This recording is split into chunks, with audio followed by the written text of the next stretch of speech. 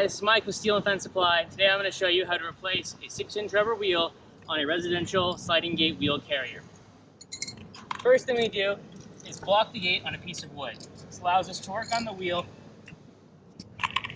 Next, remove the cotter pin by straightening the legs and tapping it out.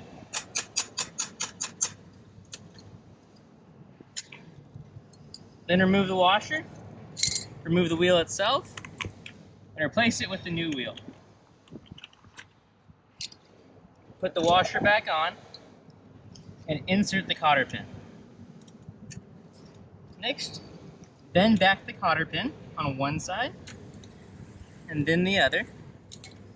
And then using your pliers, grab both the cotter pin and the axle and give it a nice squeeze for final adjustment. Remove the block and you're good to go.